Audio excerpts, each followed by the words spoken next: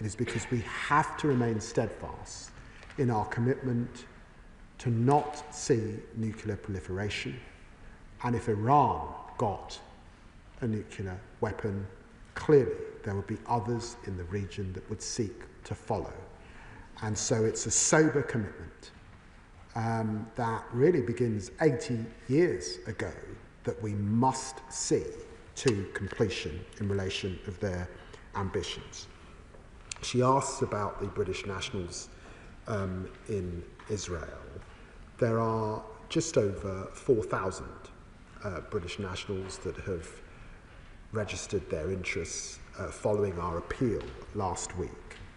And we would estimate that somewhere between 15 to 25% of them indicate, this is following the pattern in previous crises in Israel and in the region, take up the offer of British assistance to leave.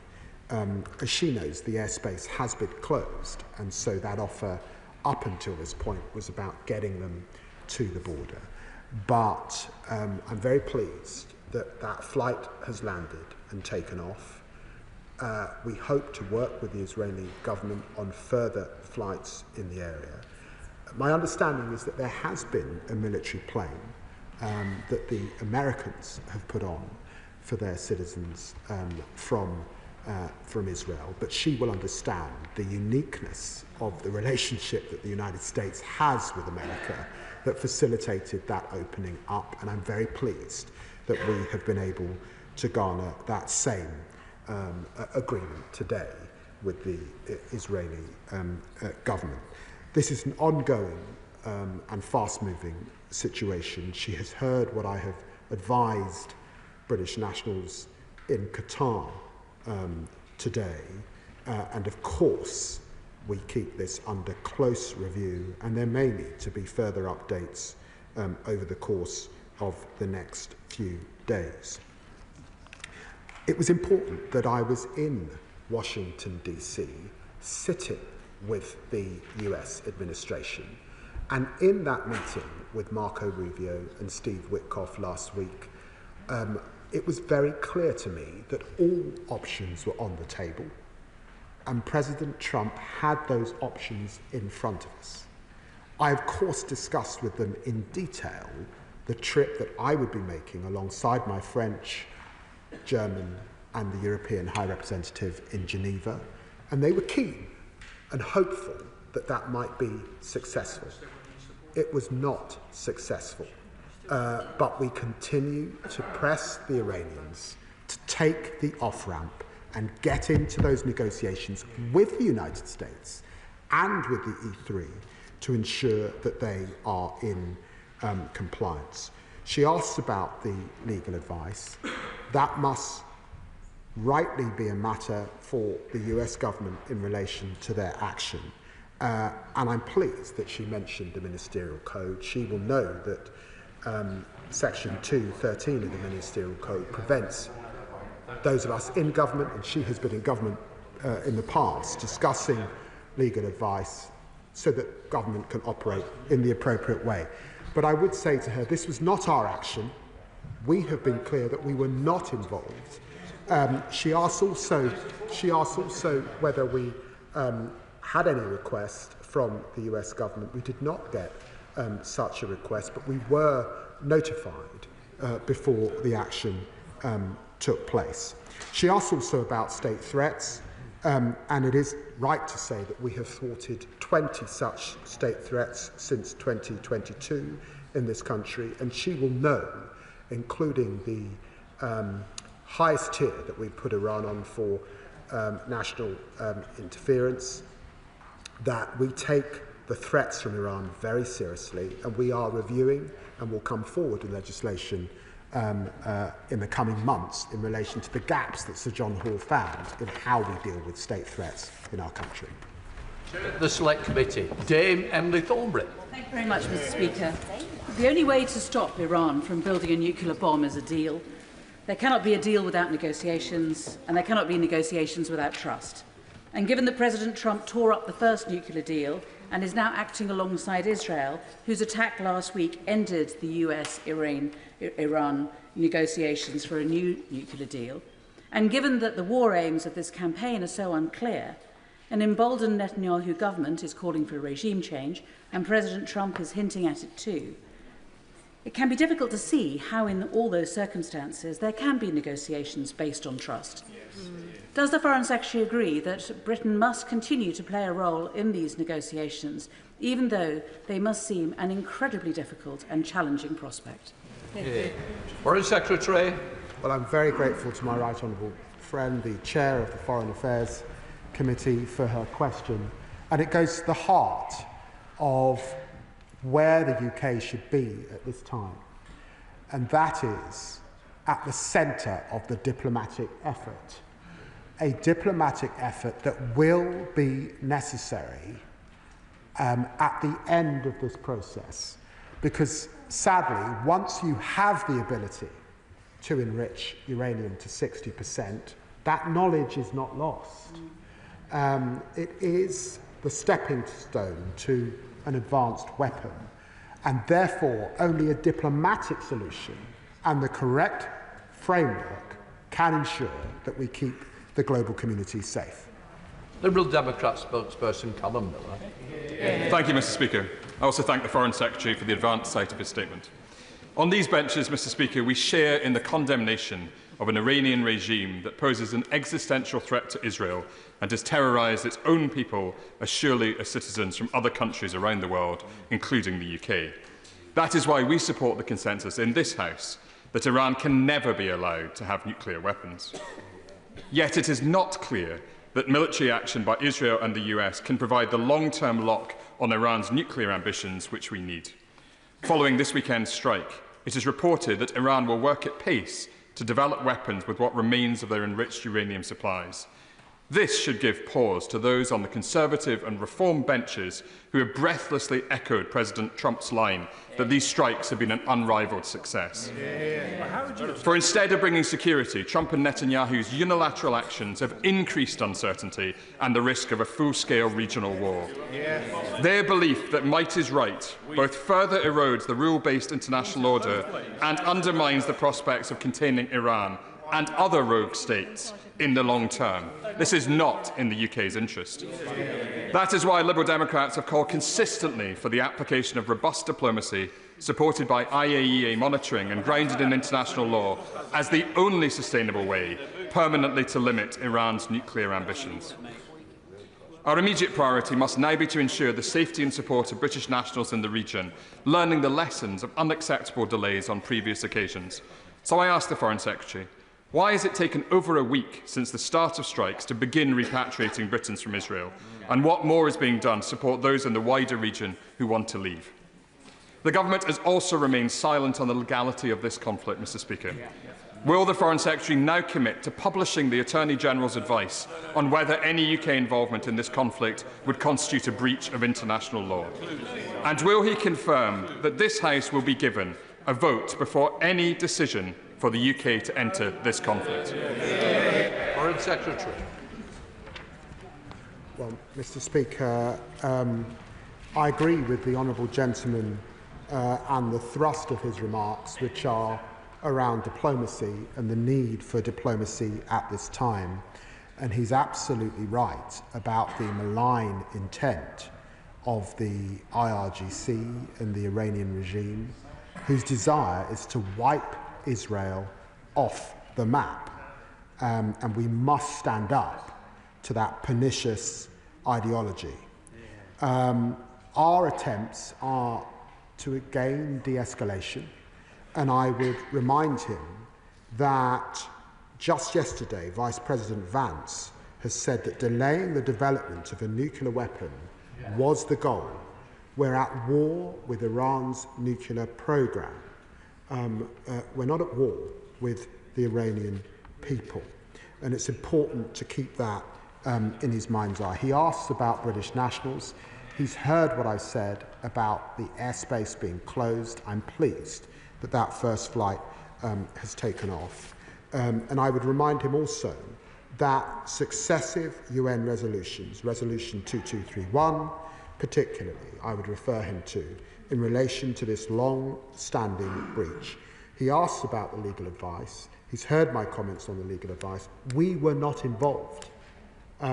This is not our legal context. And he asks about publishing the AGs. That might have been appropriate if we were involved, but I don't think it is. But we're not involved, and so there's no such advice to publish. Dan Cardle. Thank you, Mr. Speaker. May I welcome the Foreign Secretary's calls to move this to a negotiated solution and his focus on UK defence and security. He's right, Iran must never acquire a nuclear weapon. However, history also teaches us on the issue of regime change that interventions aimed at regime change in Iraq, in Libya, in Afghanistan have produced prolonged instability, not just in the region but far wider. So what concrete lessons does he believe can be learned from this recent history in shaping Iran policy today?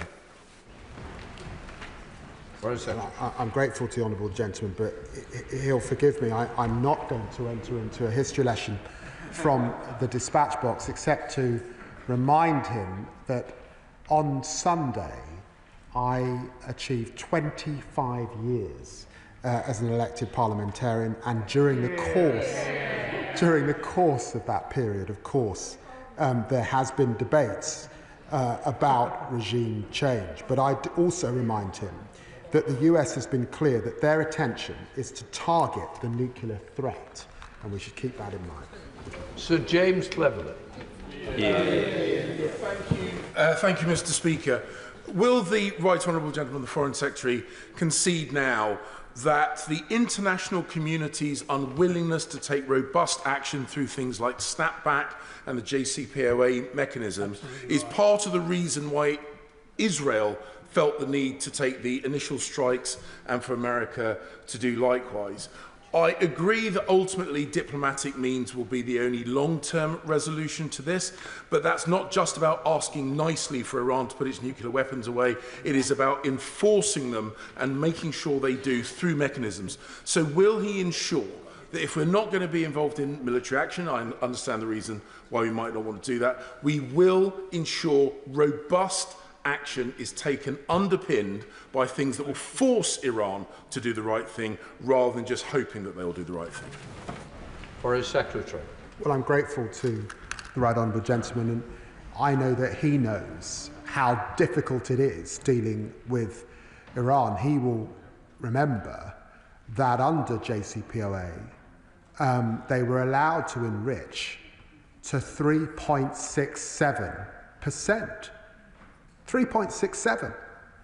And today, they're at 60%. And the question is, how could that possibly be for civilian use? And I challenged the foreign minister from Iran about this on Friday.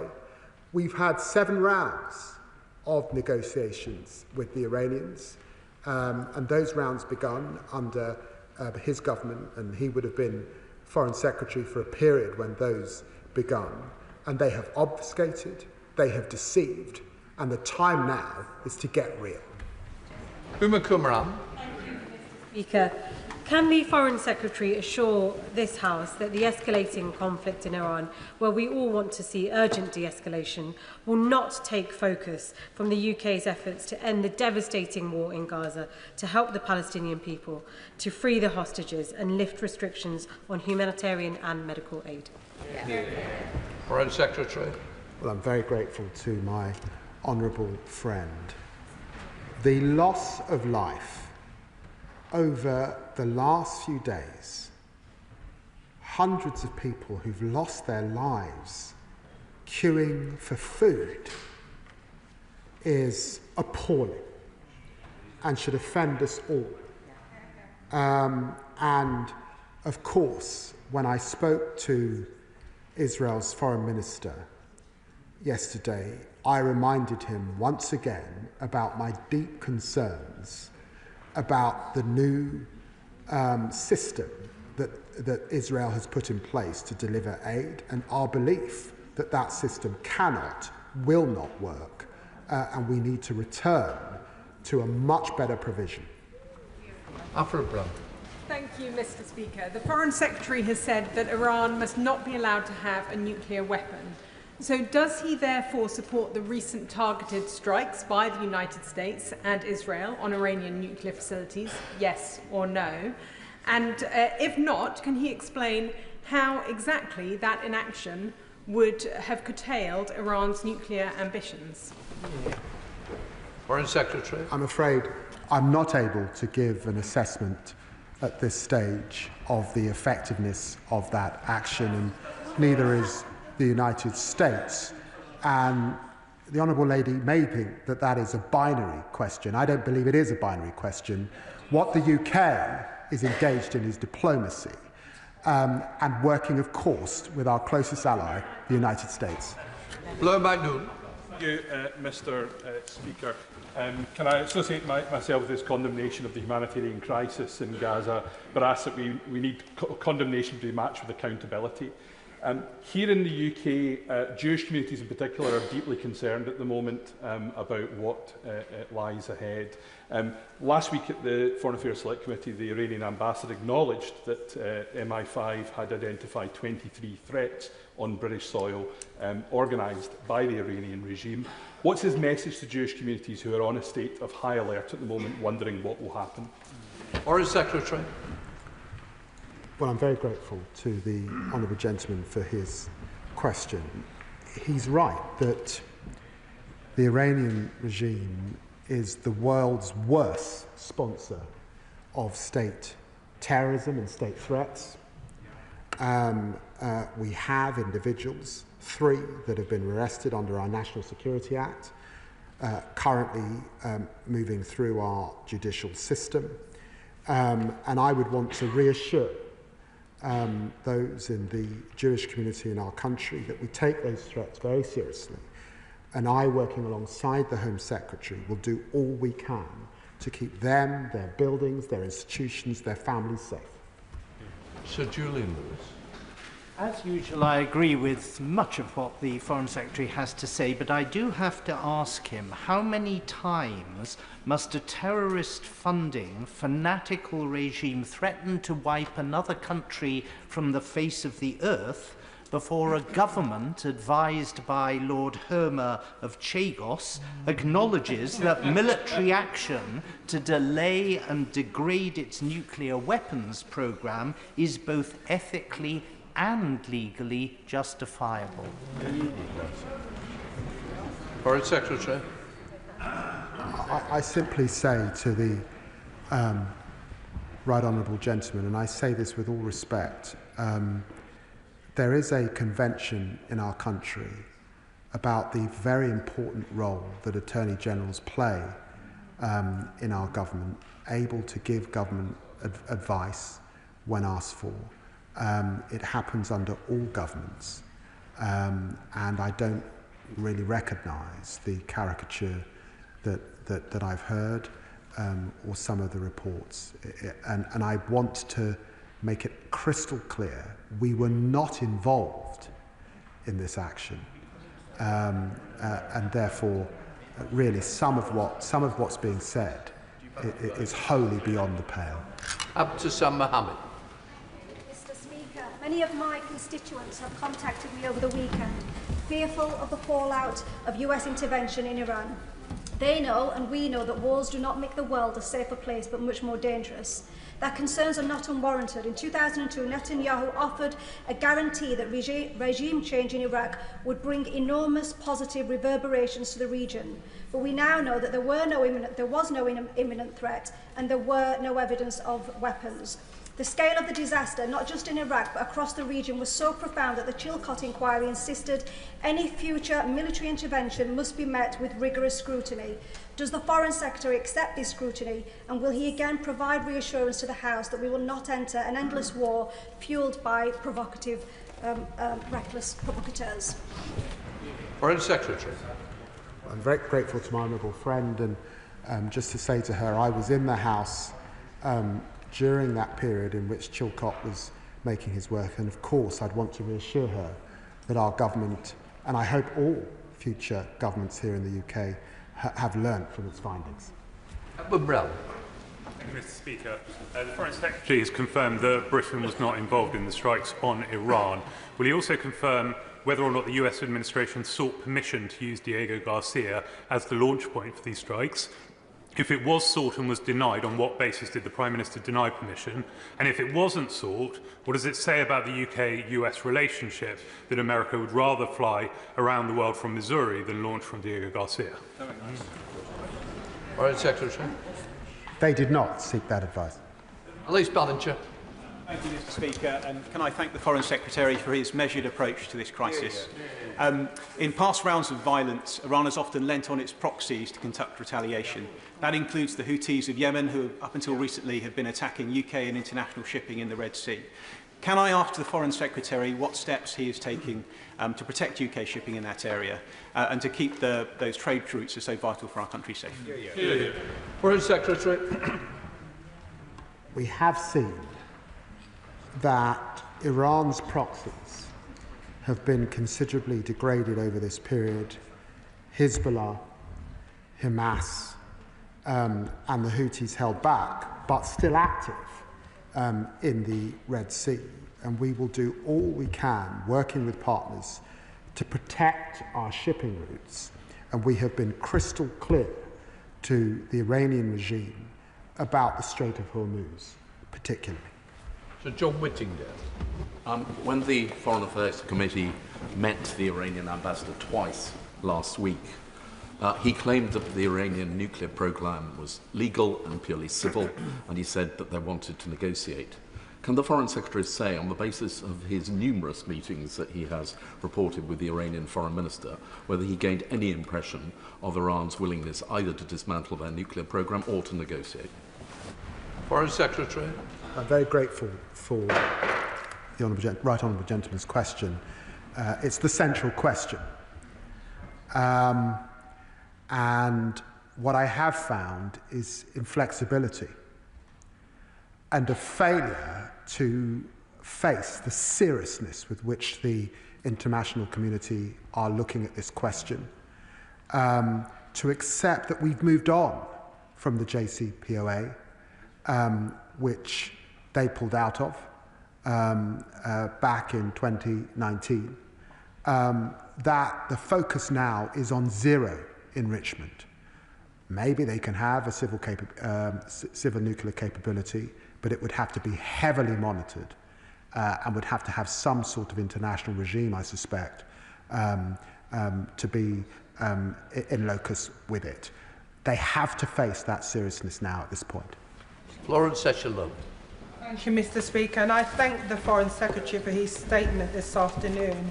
And the Foreign Secretary said that I know the whole House will have in their thoughts the many civilians impacted by this fighting. I have in my thoughts the many protesters who took to the streets after the brutal and tragic killing of Mahsa Amini in 2002, September 2002. We saw those protesters coming forward, standing up against the brutal regime, and we saw people being mutilated.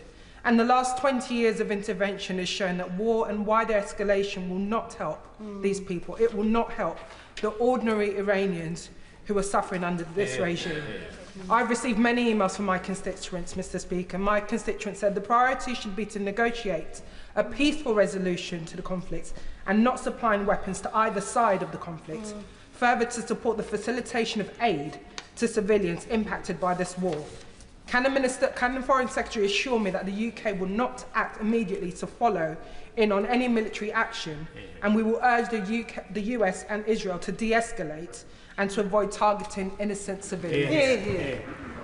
Foreign Secretary. Well, I'm very grateful to my honourable friend for mentioning Mahsa Amini, a young woman imprisoned in Iran because of her appearance,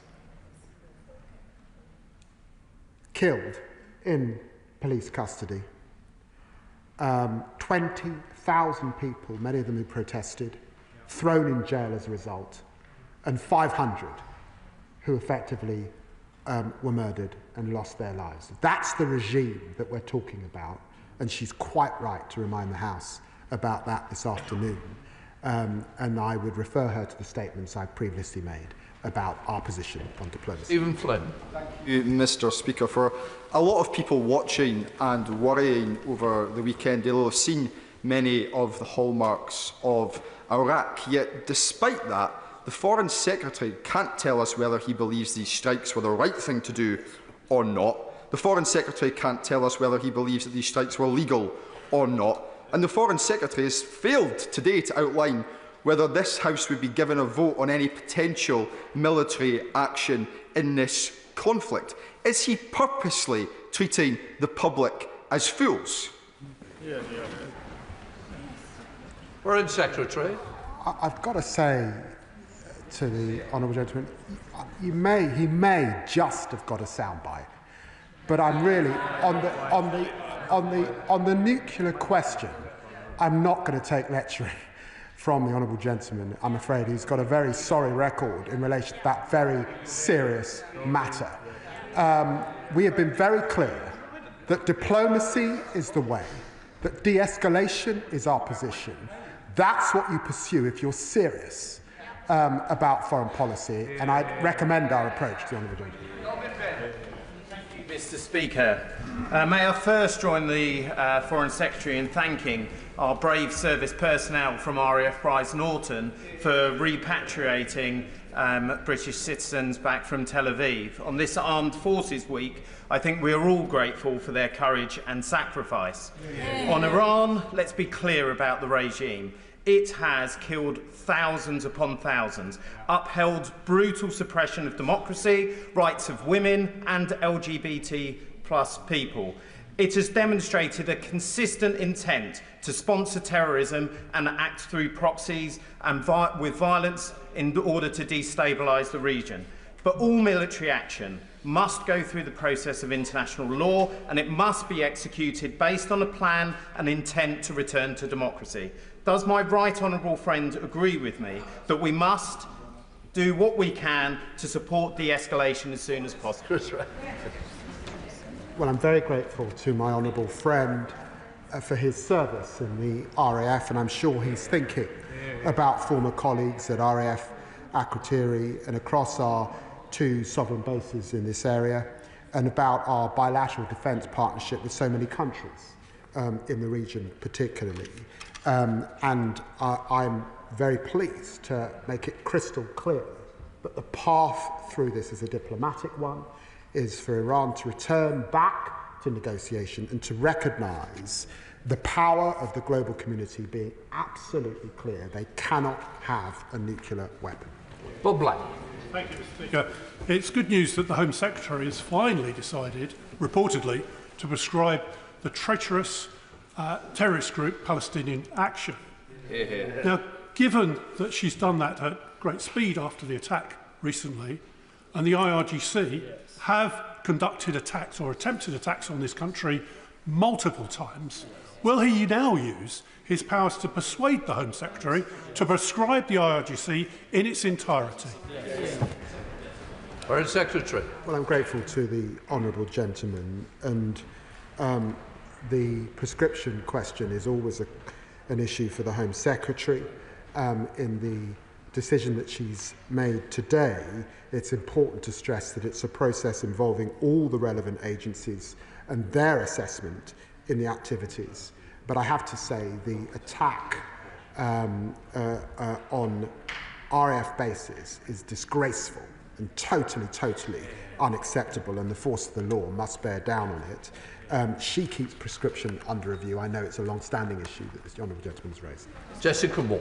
Thanks, Mr. Speaker. Can I thank the Foreign Secretary for this statement and acknowledge, like many constituents have this week, the intense diplomatic efforts of his teams in ever-changing and ever-challenging times. But I know they will also want to be reassured, given the absolutely intolerable situation in Gaza, that we will not let up on pressing in absolutely every way we can for more aid to get through and for an immediate ceasefire. And I know the Foreign Secretary said this last week and this week today at the statement, but please could he underline that again?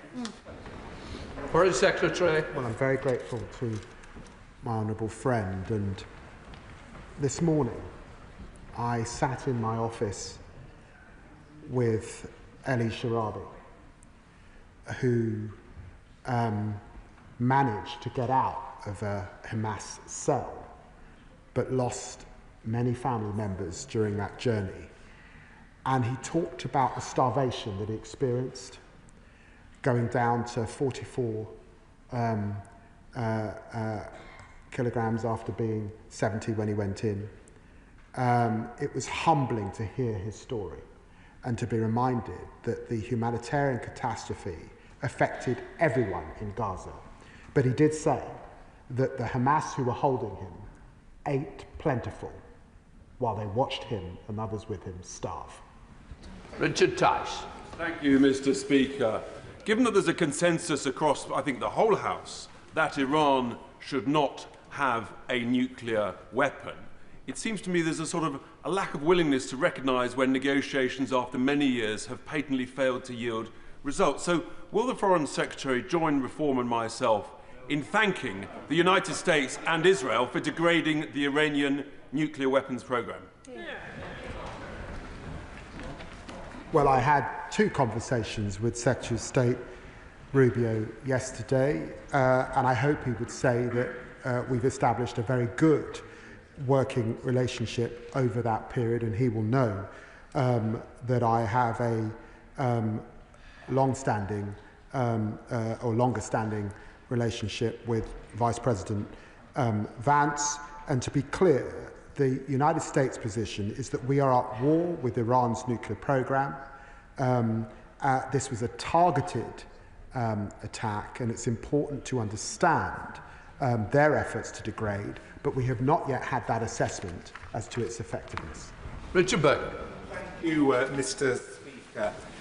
Iraq showed the grave dangers of following a right-wing US president into an illegal war for a regime change. The consequences were hundreds of thousands of dead, mass destruction, mass devastation, regional chaos and wasted resources. Many fear that the same thing is happening now. So will the Foreign Secretary confirm that any such war on Iran for regime change would be illegal under international law? And will the Foreign Secretary confirm that he would oppose in UK involvement in any such intervention, in any such war? Foreign Secretary. Confident in my engagement with the United States and the discussions that I've had, including those in the White House last week, that this is not about regime change. And I should remind the honourable gentleman that the Israelis too have been clear that they are not attacking the civilian leadership in Iran. Sir Bernard Jenkins. Thank you, Mr. Speaker. It does appear that the House agrees with the government's objective that Iran should never have nuclear weapons, but the government is prepared to will the ends, but not the means. And it begs the question about who is really running the government. Why did Lord Homer's opinion on the legality of military action or UK involvement become public last week? Was it leaked? Was it briefed? And doesn't it demonstrate that the government is paralysed and divided over this question instead of leading from the front? Foreign Secretary. No. Laura Kirk-Smith. Thank you, Mr. Speaker, and I commend the Foreign Secretary for urging calm and restraint at this troubling time. I know he's been engaging with European counterparts, notably France and Germany as the E3. But as the positions of the US and Israel and Iran harden, does the Foreign Secretary agree with me that this is a moment where our relationship with Europe as a collective force for diplomacy and peace is going to be crucial? Foreign Secretary. I'm very grateful to my honourable friend. It was important for the so-called E3, the United Kingdom, alongside Germany and France, working with the EU's High Representative to make clear our concerns about Iran's nuclear ambitions to the Iranian forum and urge him to come back to diplomacy. And then all of us were on the phone to him again after the action. Of course, there's an important role for Europe, particularly as the custodians of the JCPOA, and because we have a decision to make about whether we will in fact snap back and impose a heavy set of sanctions on Iran if they fail to comply. Alan Maguire. Thank you, Mr. Speaker. Last week and today, the Foreign Secretary said that the government's first priority is the welfare of British nationals, and I welcome this. Yet, my constituent, who was caught in Iran with her baby, received unfortunately no support from the Foreign Office and had to plead with officials at the port to evacuate to Oman. This was not a secure route, and another ferry was bombed along the way. She and her baby are now thankfully safe, but still seeking their way back to the UK without their luggage or any provisions for their baby. Can the Foreign Secretary outline what steps are being taken to ensure British nationals, like my constituent, can be repatriated swiftly and safely if they so wish? Secretary. Well, I'm very sorry to hear about the position of her constituent and her baby. It must have been immensely stressful to make your way out of Iran in this way. She will know that we have been advising against travel to Iran since 2019. We are able to offer support on the border with Azerbaijan as best we can, but she will also know that the airspace is not open in Iran. But if she writes or is in touch with my honourable friend, the Middle East Minister, of course we'll look at it and what learnings there may be. Debbie Abrahams. First of all, I'd like to associate myself with the remarks about condolences to everyone that's lost loved ones. But, Mr. Speaker, we're increasingly seeing foreign leaders both flout international law, but also ignore our international rules-based system, one very hard after the Second World War. So, what is my right honourable friend doing to ensure that we can get this back on track? Foreign Secretary. Well, I'm grateful to my honourable friend for the question. It was very appropriate to meet with the Iranian Foreign Minister in Geneva. In so many ways, the home under the United Nations umbrella of the multilateral system and the rules-based order. And that is why we were with him as the E3 and as the EU to reinforce messages that we share with the United States and to try and broker, and we will keep trying, a diplomatic solution. Jim Ramsey. Thank you, Mr. Speaker. This morning, the Foreign Secretary was repeatedly asked if he considered the US's bombing of Iran to be legal. Now, while I'm sure everyone in this House recognises the brutality of the Iranian regime, his obfuscation in reply was clear, as is the refusal to say whether Britain would get involved in any capacity if the US falls deeper into a conflict with Iran. Can we have a clear answer from the Foreign Secretary now to that question? And can he clearly state that de-escalation must mean no UK involvement? Foreign Secretary. Can I just say to the honourable gentleman, we have UK nationals in the region. We have UK bases in the region and force protection that is its highest level. We have several thousand troops in the region. Of course their welfare is our priority. Of course we've moved assets in a precautionary way into the area. And of course we will work alongside our allies to protect them and to protect our people. I can give him that assurance wholeheartedly. Stella Creasy. Thank you, Mr. Speaker. I think we all share the concern of the Foreign Secretary to get back to how do we end the horrors that we are seeing in Gaza and a clarity about the dangerous risks that Iran presents. But that also means that we need to ask some difficult questions about how we get the negotiations going. Now, we've seen today that the Israeli forces have deliberately targeted the Evin prison in Tehran. It was the prison in which Nazanin Zahawi Redcliffe was held. So what conversations has he had with the Israeli government about whether they are now moving to target non-military installations, and what does he think that would mean for the ability of negotiations to restart? Foreign Secretary. I'm grateful to my honourable. Can I reassure her that I spoke to the Israeli Foreign Minister yesterday.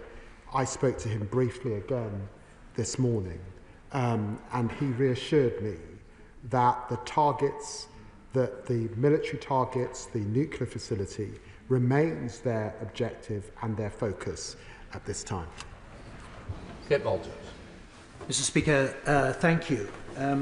Away from the headlines, as the Foreign Secretary said, hundreds of Gazans have been losing their lives. And let's be clear about what's happening.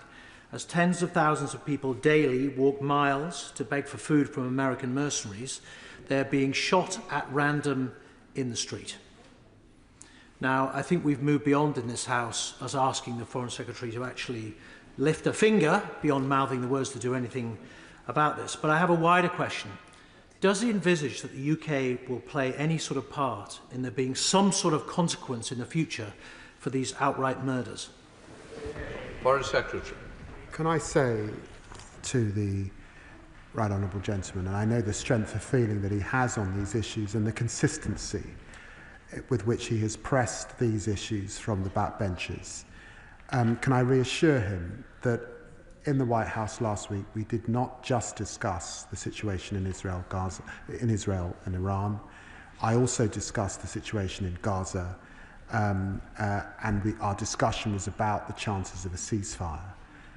The prospects of that ceasefire are currently with Hamas, deep in their system and in their tunnels, but I remain hopeful that we will get a breakthrough in the coming days and weeks, and that the suffering that we are seeing is alleviated. I'm aiming for 5 o'clock so we can speed up question and answer. Very helpful, good example. Louise Jones. Thank you, Mr. Speaker.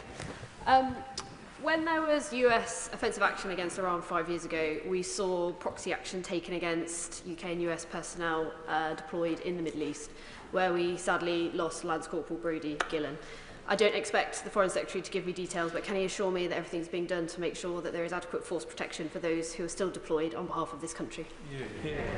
Foreign Secretary. Very grateful to the Honourable Lady for asking that question and to give that reassurance, our highest levels of force protection to all our wonderful personnel, many of whom I've met, who are in the region. Can I thank the Foreign Secretary for his statement and also for emphasising the importance of restraint and de-escalation at this very perilous moment. But can I ask him what steps he's taking to try to align and coordinate his diplomatic efforts with those of our European and G7 allies in the hope of presenting this united diplomatic front? Secretary. Grateful for the question. I have spoken, of course, to our G7 allies over the course of the last few weeks. I've spoken to our partners in the region, the Levant, as well as the Gulf, particularly, and I will continue to do all I can. And obviously, NATO in the coming days will be another forum in which we can reach a common path towards diplomacy. As the Member of Parliament for the largest Jewish school in Europe, can I thank the Foreign Secretary for the assurances that he gave earlier on the community in this country being safeguarded. Can I also commend the way in which he has diligently pursued a negotiated outcome to this destabilised situation. He knows that it used to be said that the Israeli Prime Minister jumped to the tune of America. Now that it seems to be the other way round, what action will he take against Prime Minister Netanyahu specifically in order to stop the destabilisation of the Middle East? Foreign Secretary. Well, I'm grateful for the honourable gentleman's question. We do have disagreements with the government of Israel, and he knows that a few weeks ago we sanctioned 2 members of that government. But I remain, and the government remains, a friend of Israel, able to work at many different levels.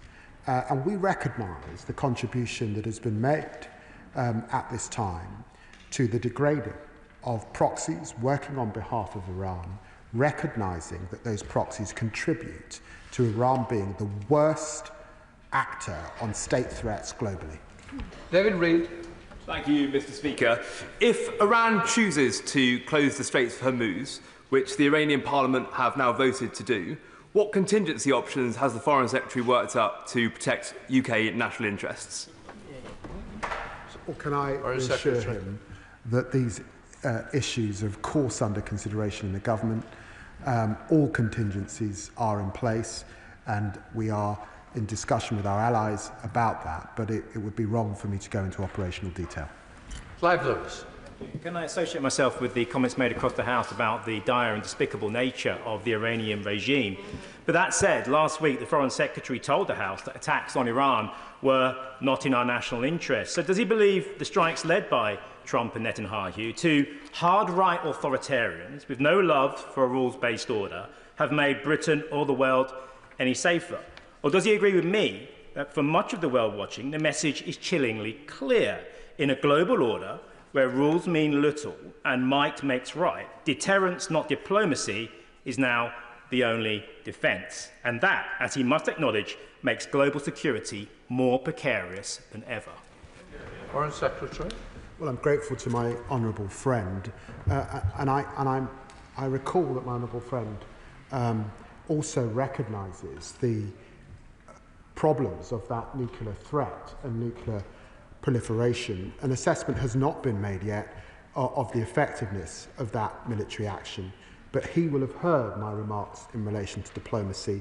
That is the way now, and it will be the way when we get beyond this current crisis. Brendan Hall. Thank you, Mr. Speaker. We've been here for an hour, and still the Foreign Secretary appears incapable of saying whether he supports or condemns America's actions, or whether he regards them as being legal or not. And nowhere in this statement does the role of international law even merit a mention. So will the Foreign Secretary take this opportunity now to tell us whether he believes that America's unilateral action was compliant with international law? Foreign Secretary. Well, I've got to tell the honourable gentleman, I qualified and was called to the bar in 1995. I haven't practised for the last 25 years. It is not for me to comment on the United States' legal validity. I would refer him to Article 51 and Article 2 of the UN Charter, and he can seek his own advice. Rachel Maskell. Thank you, Mr. Speaker. My right honourable friend is right to focus on de-escalation and diplomacy. However, we know that the JCPOA did not curtail Iran's enrichment of uranium. So what learning will he take as he rebuilds the architecture for diplomacy to ensure that Iran cannot rebuild its nuclear enriched uranium? Well, I'm very grateful to my honourable friend. With Iran enriching at 60%, and the IEA saying that it has no credible civilian justification for this high enrichment level, she's quite right. And therefore the debate has moved on, and it's moved on to zero enrichment. Sir Gavin Williams. Thank you, Mr. Speaker. Can the Foreign Secretary make it clear to the House that if the United States needs to take further action to degrade and destroy Iran's nuclear capabilities, and if they request to use either Diego Garcia, Cyprus or any other British military facility, that we will make sure that that is available to them? Can I say to the right honourable gentleman that in my discussions with the United States and with Secretary of State Rubio, and I think he saw this from the thrust of the press conference that was held in the United States yesterday, that is not their intention. He will know that they are assessing now what has happened, and they are hoping that it has been a targeted response, a single response. That is the thrust of what we're being told by the United States at this time. John Crime. Mr. Speaker, I thank the Foreign Secretary for his statement. I understand the priority to evacuate UK citizens from Israel, but advice to our constituents Qatar to shelter in place until further notice is hardly comforting. Can I press the Foreign Secretary to outline what more detail will do for UK citizens in the wider region and whether there is a specific threat against them? Foreign Secretary. The message that I gave earlier at the dispatch box is in the context of a fast-moving situation, and advice that was given by the US shortly before standing up. Of course, we keep our advice updated, and we are on high alert right across the region. Mr. Speaker, what is UK government policy on whether regime change should be pursued in Iran, yes or no? Foreign Secretary. I said that in talking to Secretary of State Rubio, in talking to Vice President Vance, in talking to Envoy Steve Witkoff, that is not the objective of the United States. And of course, it is not our belief that it's for us to change the regime of any country, that it must be for the people themselves. Ian Byrne. Thank you, Mr. Speaker. It's absolutely right to call for de-escalation at this extremely dangerous time. However, the Foreign Secretary will know that the United States attack on Iran has raised serious questions if it was a violation of international law. Israel's genocide in Gaza and its occupational settlements in the West Bank is, of course, also illegal under international law. So can the Foreign Secretary tell me if the government still professes to believe in the international rules-based order, or are we now admitting we are content to support countries who act outside it? Foreign Secretary. Well, I'd refer the honourable gentleman to what I said in the chamber this afternoon. Of course we believe in the rules-based order and international law. That was precisely why I was in Geneva on Friday for 7 hours, attempting to get Iran to comply and get back around the negotiating table. Jeremy Corbett. Thank you, Mr. Speaker. This morning on the radio, the Foreign Secretary told us of his adherence and support for the Nuclear Non-proliferation Treaty and used that as an argument for the bombardment of Iran. Has he said anything to Israel about its illegal holding of nuclear weapons, its possession of a delivery system, and obviously the danger to anybody if there is a nuclear-armed neighbour who may well use them? What has he actually said to the government of Israel about their nuclear weapons? Foreign Secretary. I want to recognise that the right honourable gentleman has been campaigning on these issues over many, many years and has taken strong positions on nuclear proliferation. I don't want to go back to the days of Mordecai Vanunu, but I would just remind him, Israel is not threatening its neighbours with nuclear weapons. It's Iran that we must stop at this time. Andy Slaughter. Thank you, Mr. Speaker. Does my right honourable friend believe that the attacks on Iran are beneficial to this country, or will they create more instability in the Middle East and beyond? And is there a cost to the UK as an upholder of the rules-based international order, which he says that we still support, if the actions of our allies, the United States and Israel, are judged to be contrary to international law? Foreign Secretary. I'm very grateful to my honourable friend, and I know he's learned in these matters, and he will have strong views. What I can say to him is that we are seeking de-escalation, we are pursuing diplomacy, and we are doing that according to the rules-based order and our belief in the international architecture that was set up on the backs of men and women who lost their lives and gave so much in the Second World War. Harriet Ball. Thank you, Mr. Speaker. The Foreign Secretary has referred a number of times to the diplomatic off-ramp. So can he confirm to the House that the diplomatic off-ramp, the request of the United Kingdom to Iran, is that the regime change its stance and finally recognises the right of our ally Israel to exist? I can. Of course, it should recognise the right of Israel to exist, and it should work with the United States and the E3 particularly to ensure that it is putting whatever has been developed beyond use. Luke Akers. Mr. Speaker, over the past decades, Iran and its terrorist proxies have effectively colonised 5 Middle Eastern countries and used them as launching pads for attacks against Israel. Iran's been goading and indeed preparing for a conflict with Israel for decades, including the genocidal intent behind its nuclear weapons development, how will the UK support our many allies in the region, Arab countries as well as Israel, facing similar threats from the Iranian regime? Foreign Secretary.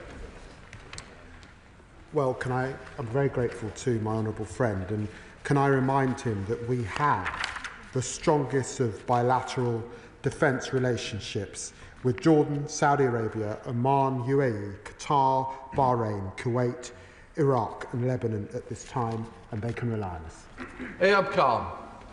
Thank you, Mr. Speaker. But forgive me, Mr. Speaker, I've got to press the Foreign Secretary on this point. A lot of honourable members have asked him specifically whether he supports the attack conducted by the United States.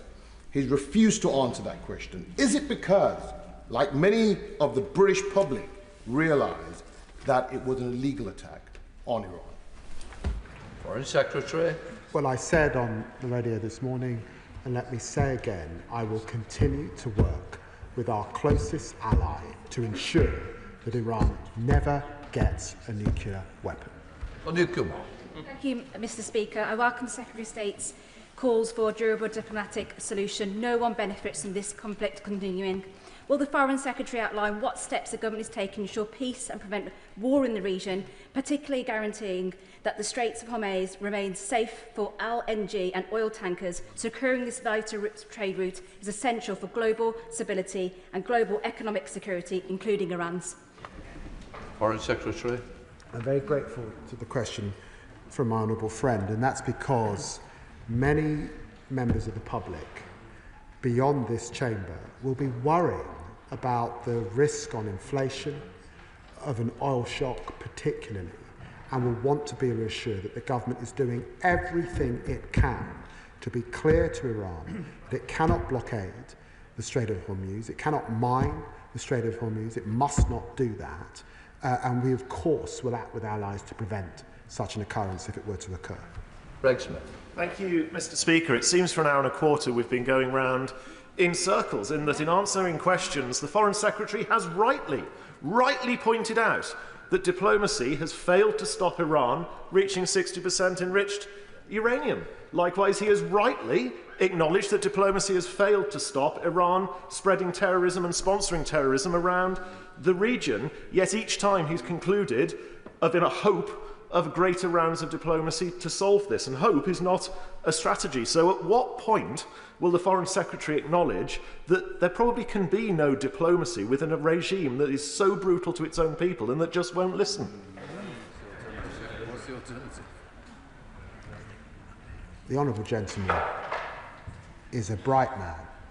He knows that once a country has acquired the means to enrich to 60%, the expertise exists, and only a diplomatic solution can create the framework to eradicate and control that expertise. And that is why, in the end, this can only be dealt with diplomatically, and it's why President Trump is urging Iran to return to the negotiating table. David Charles. Mr. Speaker, as well as the Iranian regime's threat to Israel, the Iranian regime has also supported Assad to kill 500,000 people in Syria, including Palestinians, and supplies Putin with the drones he is currently using to massacre people in Ukraine. We must also remember, of course, that it persecutes its own people, including human rights activists. And just as ministers have, I'm pleased to say, engaged with Syrian activists in the UK to hear their views on the future of their country, can I ask ministers and the Foreign Secretary assure me that they will engage with human rights activists and democracy activists here in Britain to help guide their approach going forward? Well, I'm very grateful to my honourable friend's question. His articulacy is spot on, and I can give him that undertaking between myself and the Minister for the Middle East. Thank you, Mr. Speaker. We talk weekly in this place about Russia's illegal bombing of Ukraine. Now, Russia may not be a close ally like the US, but presumably, if international law applies to that, then the US bombing of Iran would likewise be illegal under international law. If not, then could the Foreign Secretary explain why international law would apply differently to the US and where that leaves us if this conflict escalates in the region? I say gently to the honourable lady, one should always be wary of moral equivalence. Russia invaded a sovereign country, and for the last years has been firing rockets into that country, aided by Iran. And we will continue to stand up to Putin's abysmal aggression, and of course he should be held to account. Thank you, Mr. Speaker, and I thank the Foreign Secretary for his continued clarity that the UK has not been involved in this military action in the Middle East, and thank him and his team for all their diplomatic efforts on de-escalation. I agree with what he said about the horrific situation in Gaza, where in the last week more than 100 Palestinians have been killed while starving and waiting for aid. He said he's pressed the US and Israel on this in the last week. Can I ask if he's continuing to discuss this and press for action together with France and Canada? And given his remarks about UK citizens in Qatar, what can he say about conversations with the Gulf and Jordan on protecting our citizens, assets and others there, should it be needed? Well, I'm very grateful to my honourable friend. Yes, I've liaised with Jordan, I've liaised with Gulf partners. I will be speaking to the UAE very shortly, later on today. We will work with them to keep them safe, and she's absolutely right to put on record our deep concerns about those who've lost their lives in Gaza just over the last few days. And Spencer. Thank you, Mr. Speaker. I thank the Foreign Secretary and his department for the work they're doing to protect British citizens here and abroad. What does he think needs to happen for Iran to abandon its ambitions to build and deploy a nuclear weapon? Iran has got to recognise that it's lost its air defences.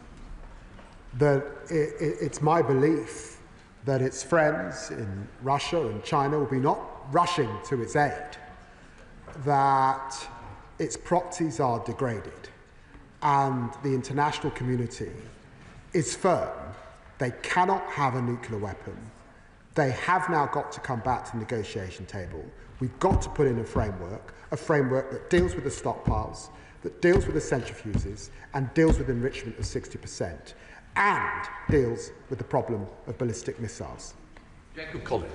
Thank you, Mr. Speaker. I thank the Foreign Secretary for his statement and for his level-headed approach in calling for de-escalation. He's spoken about the further threat of escalation with the closure of the Strait of Hormuz, which, of course, he knows a large proportion of the world's oil supply flows. Can he say more about how he will protect UK households and businesses from these potential rising oil prices? It's important that we de-escalate at this time.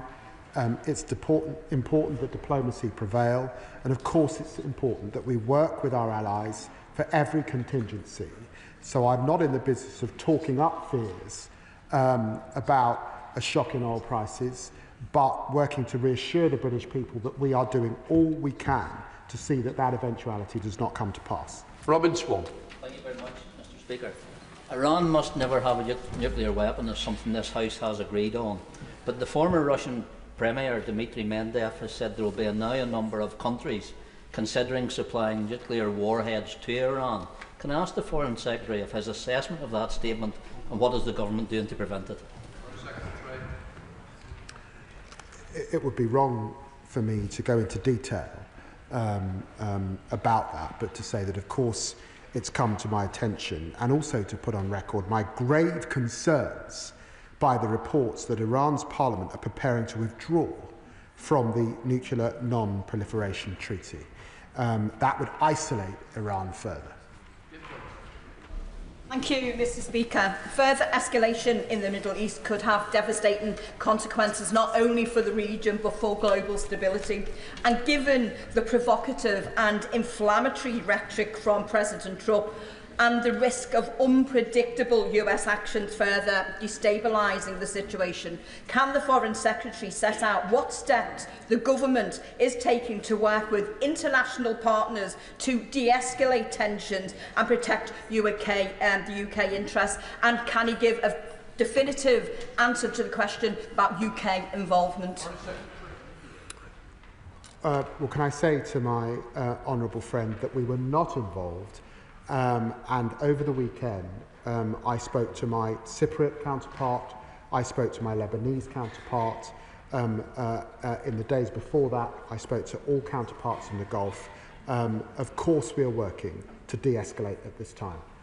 Subject. Thank you, Mr. Speaker. In the event that Iran does launch a retaliatory military strike against the US, what does the government believe our Article 5 obligations would be with regards to military support for the US? And how will that change if the location of the attack is in the region? Yeah. Well, can I refer him to 213 of the Ministerial Code? Thank you very much, Mr. Speaker. With his 25 years of parliamentary service, the Foreign Secretary will no doubt remember when Tony Blair told us that Iraq had weapons of mass destruction and were a grave threat to international security. And then, of course, we followed America into an illegal war in the Middle East. And if the Prime Minister were to go down that same road, then he will be wrong also.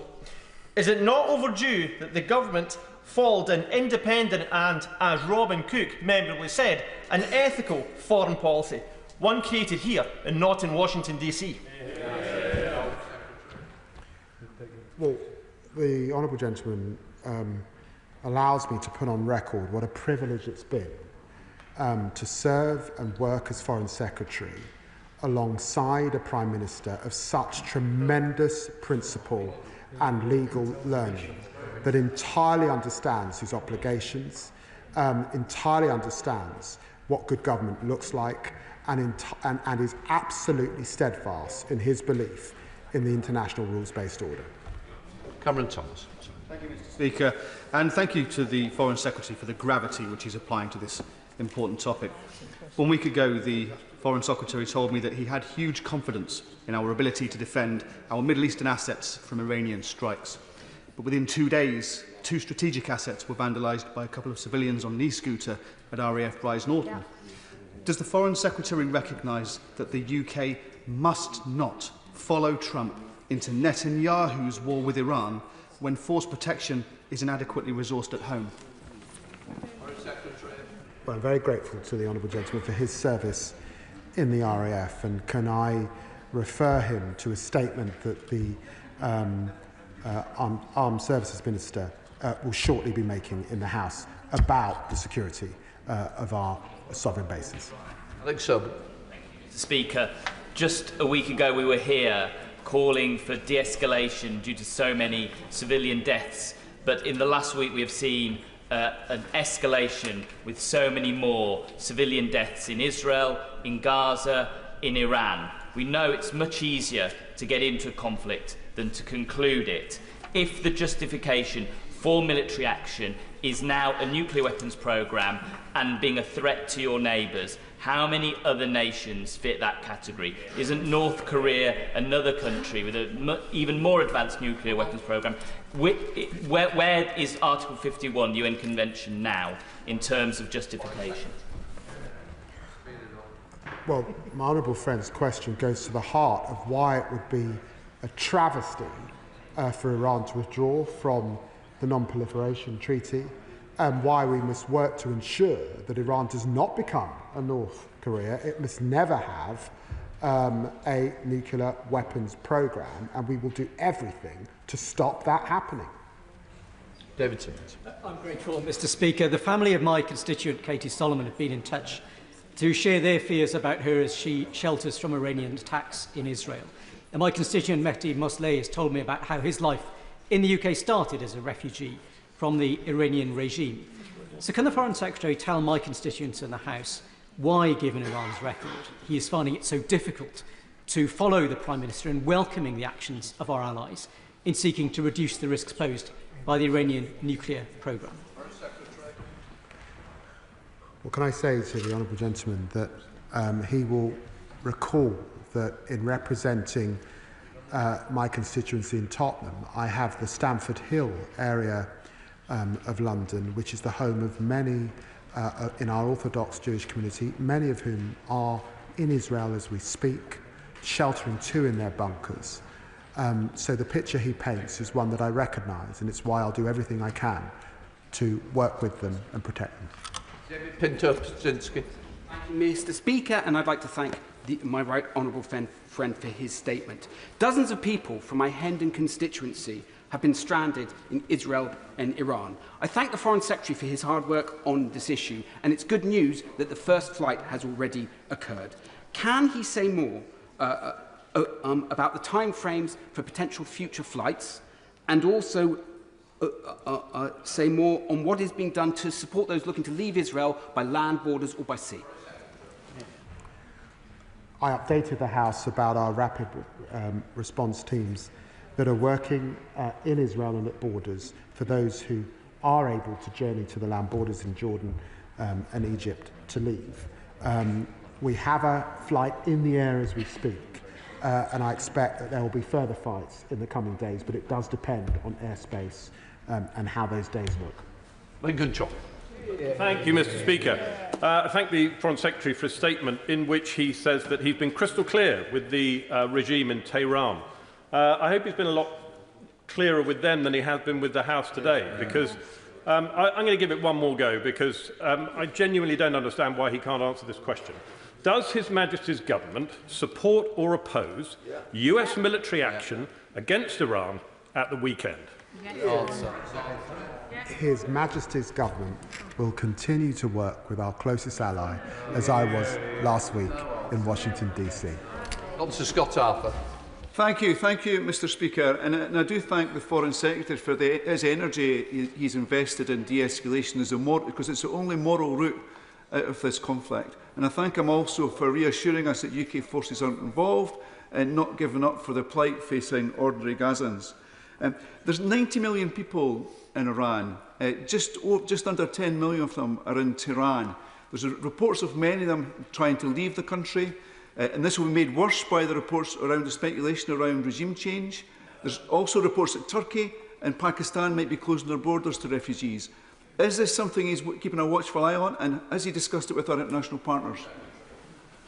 Well, I'm very grateful to you, Honourable Friend, for the question, and it was why I spoke to our ambassadors and teams across the region this morning, because I recognise that this is a worrying and stressful time in all of those areas, which is why my central message and task is to de-escalate.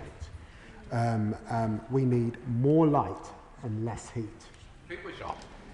If I heard the Foreign Secretary correctly, he said that the UK would act if Iran sought to block the Strait of Hormuz. Did he mean act militarily? And then under what other conditions would he consider military action? And what would he say if the Americans turned to this government and asked them for support in any military adventure to do with this conflict? It would be quite wrong for me from this dispatch box to get into eventualities and operational matters at this time. But be reassured that all contingencies are in place to keep our people and to work with our allies to keep the region safe. Adam. Thank you, Mr. Speaker. The most in-depth study ever conducted on the casualties of the war on so-called terror was conducted by Brown University in America.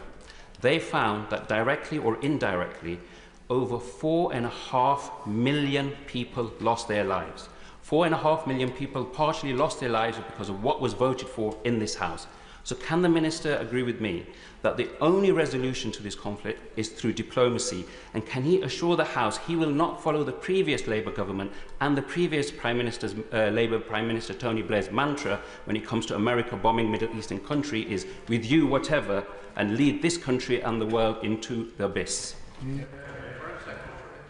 Well, I can restate, as I have throughout this afternoon, that diplomacy is in the way, and I can remind him that our government and successive governments have learned from the Chilcot inquiry. Speaker, why should the House of Commons and the country that we represent not be entitled to know whether their government supports or regrets the American action? And doesn't equivocation in that issue bring succour to those we say must be robbed quite properly of their nuclear potential? I think the people of Britain are entitled to know that we were not involved in this action, that we work for diplomacy and de-escalation. That is why I was sitting in the White House last week. It's why I was in Geneva on Friday. And it was why I was at a COBRA meeting and making a round of calls to allies and partners to de-escalate at this time yesterday. Sarah Poach. Thank you, Mr. Speaker. Does the Foreign Secretary, is he able to explain to the House whether the United States felt unable to use the Diego Garcia base and have to refuel in a highly dangerous operation 3 times because of that, because of your deal that you did with the Mauritians that would then tell the Chinese, that would then tell the Iranians? The Honourable Lady has got to get off social media and has got to get some help. Has got to get some help because she's swallowing conspiracy theories that should not be repeated in this House. Ellie Johns. Answer the question. Thank you, Mr. Speaker. The Iranian regime has long been a threat to peace, democracy and human rights, but the unilateral, illegal and dangerously provocative Israeli and now American attacks have made a tense situation extremely perilous and are completely outside international law. It's therefore deeply concerning to hear the Secretary of State echoing the talking points of Netanyahu and Trump, instead of standing up for those principles, clearly condemning the illegality of these bombings and unequivocally ruling out the UK being dragged into any military action supporting such illegal action. Why will he not? I'm focused on Iran's desire for a nuclear weapon. I'm focused on the UK's solemn obligation to stop that happening. And I am focused on the diplomacy that is required to bring that about. Jim Shannon. Thank you, Mr. Speaker, and I thank the Foreign Secretary for his statement today. I've often spoken in this chamber about the Iranian regime and the horrific human rights abuses that take place under IRGC control. I have nothing but admiration for the steps taken to destroy Iranian nuclear armament by our US and Israel allies.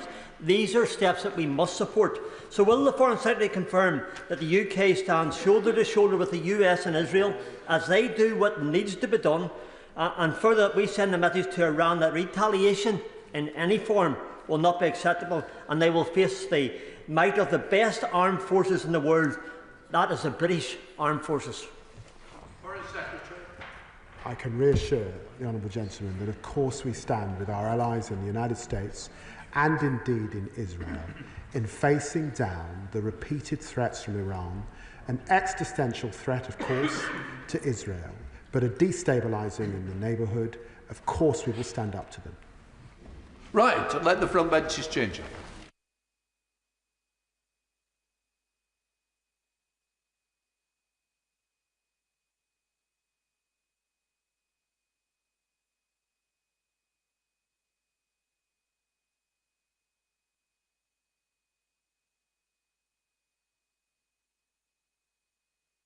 We now come to the statement for the business trade. Secretary of State.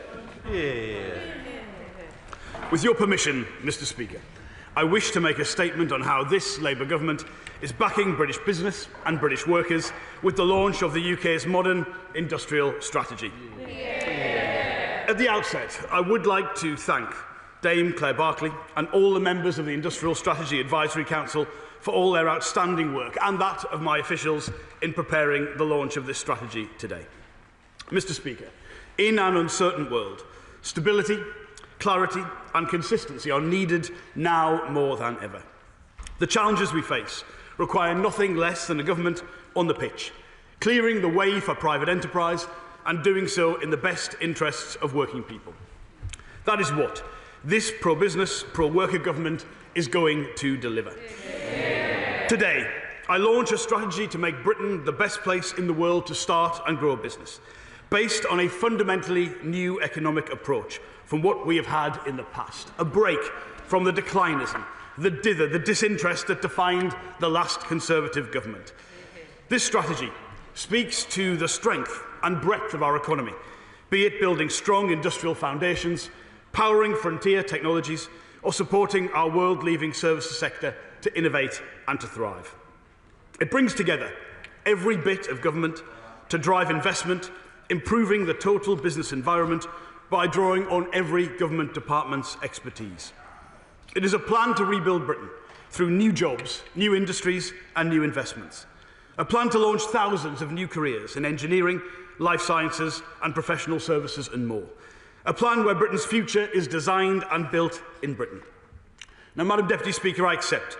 Until this government came to power, British business was treated to a merry-go-round of policy changes, only matched by the shuffling of successive business secretaries. We are now providing the stability that is at such a premium across the world. Make UK have long called for, and I quote, a funded and joined-up long-term vision as a matter of urgency for stability and investment. And I couldn't have put it better myself. So from the moment we took office, we said we would pursue this new economic approach, where industrial policy would be something done with business and not to business. And we are fulfilling that commitment today. And I would like to place on record my thanks also to the thousands of businesses who've engaged in this process, that have designed this strategy with us. And this is not a document that will be printed and then forgotten. We will put the Industrial Strategy Council and the Industrial Strategy on a statutory footing to hardwire these changes for the long term. Madam Deputy Speaker, this government has brought stability and openness and a pro-growth agenda. But as I've told this House previously, working people must feel the benefits of economic growth. We must go further and faster if we want to achieve the kind of economic growth the public should expect and see in their public services and feel in their pay packets. Business has provided a wealth of testimony and evidence to the areas they see as holding them back, and there are no surprises to that list. It starts with energy, because we have amongst the highest industrial electricity prices in the developed world at present. They went up 50% in real terms under the previous government. Skills, because when you have vacancies at the same time as 1 in 8 young people in need, and net immigration at 1 million as it was when we took office, something has gone badly wrong. And place, because too much of the country has been held back by crumbling infrastructure and a lack of investment and by the north-south divide. And that ends now. We will make the bold choices to ensure every region and every nation can play to their strengths. And finally, access to finance, because without access to capital, we will always have a ceiling on ambition. Today, we have smashed through these barriers. Let me take each of these 4 specifically in turn, starting with energy. Today, we have announced that we will slash electricity costs by between 20 and 25% through a new British industrial competitiveness scheme. This will bring our prices more closely in line with Europe, and it will be a game changer. We will also put in place the reforms we need for businesses to get the much faster connections to the grid that they need. Now, this means companies in sectors like car making and chemicals who will see their electricity costs cut. The scheme could benefit over 7,000 businesses with high electricity usage in industrial strategy, foundational industries and high-growth manufacturing sectors, which collectively employ over 300,000 skilled workers. As well as this, we will launch an expanded version of the supercharger scheme so that some of our largest companies in electricity-intensive sectors, including investments in the future, such as the new Steelworks electric arc furnace at Port Talbot and the Agratas Gigafactory in Somerset, who will see their network charging exemptions rise from 60% to 90%, cutting their electricity bills and again making them more competitive than our European neighbours. I understand this was something the previous government actually promised to business, but again failed to deliver. And I confirm this will all be done without adding a penny onto consumer bills or onto the bills of any other business. Secondly, we are shaking up the skills system to prioritise digital, engineering and defence skills, so British workers can secure good, secure jobs in tomorrow's economy. Our industrial strategy sectors are already on track to create 1.1 million new good, well-paying jobs with the help of this industrial strategy.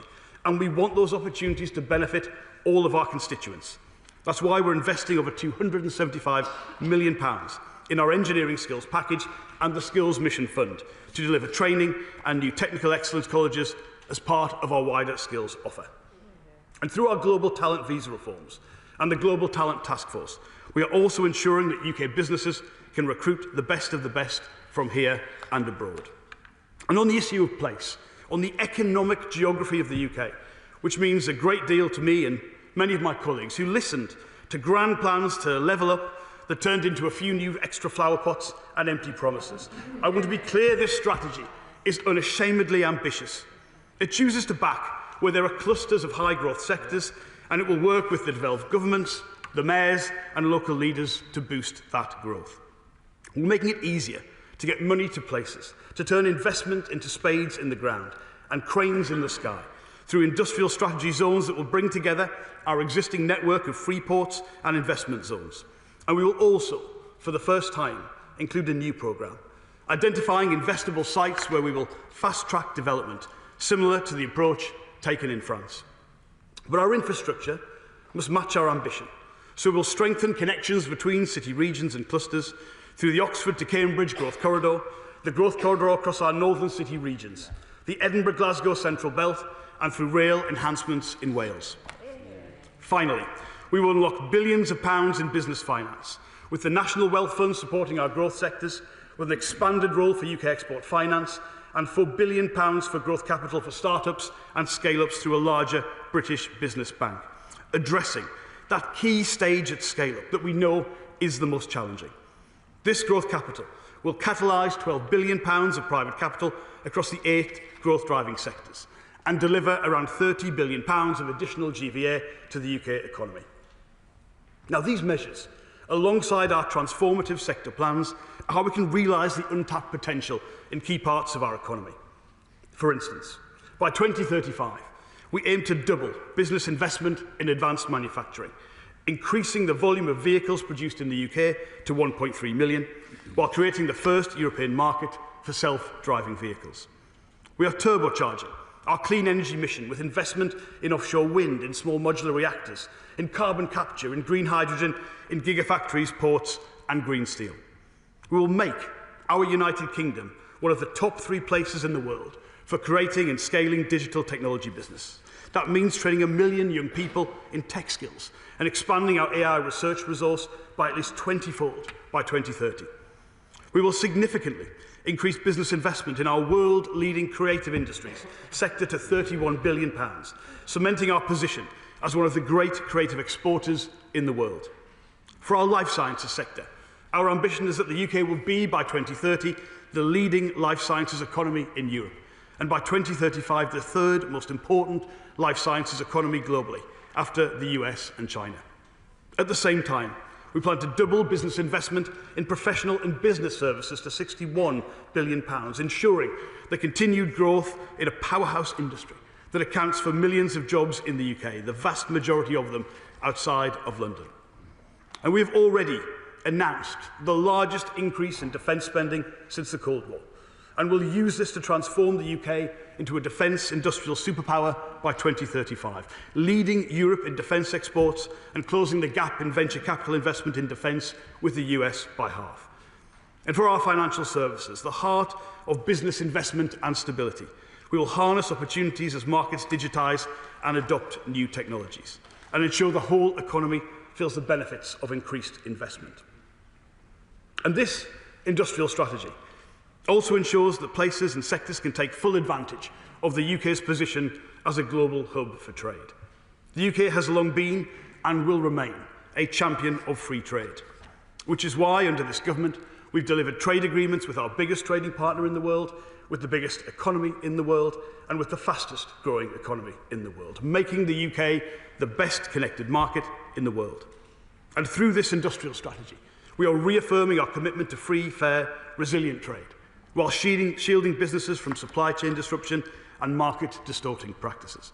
We'll leverage our relationships with Europe, the US, with China, with the Gulf and beyond, so businesses can make the UK their base to connect with global markets. It will work hand in glove with the trade strategy my department will publish later this week to help British companies break into new markets, to export more and to grow more. In conclusion, Madam Deputy Speaker, this is a watershed moment. For too long, governments have been a source of problems for British business and not a path to solutions. That has resulted in parts of the country like where I and many of us here grew up, where we watched yards and factories close along with the door to opportunity, A sense we were losing the past, but we had no bridge to the future. That also ends now, because our plan for change is backing this country's greatest assets and frontier industries to put more money into people's pockets, to raise living standards, and to unleash a decade of national renewal. I welcome Make UK's comments that today is one of the most important days for British industry in a generation. Yeah. We are creating prosperous, proud and outward-facing but self-reliant, independent and highly skilled nation. A country where opportunity, skills and wealth are spread fairly, where every person and every business will have the chance to flourish. That is what our modern industrial strategy will deliver, Madam Deputy Speaker. Our future in our hands, built in Britain. That is what this strategy will achieve.